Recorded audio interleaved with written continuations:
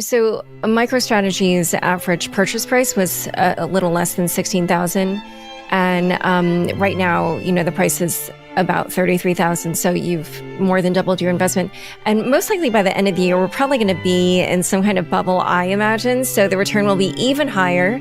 And you've said that you didn't buy the Bitcoin to sell it, but would MicroStrategy ever take some off the table when you sense the market is at a top, and then just buy in later when there's another correction? Or do you just plan to hodl through all the cycles, and weather those, whatever 80% downturns when the crypto markets are in a bear market?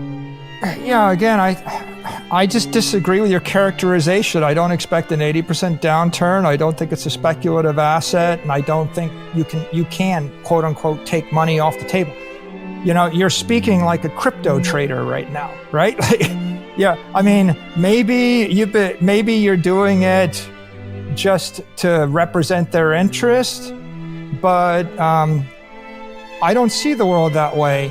I think that Bitcoin is sound money.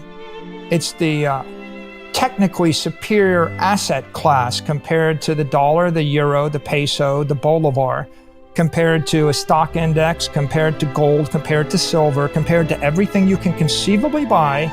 It is technically, thermodynamically superior as an asset.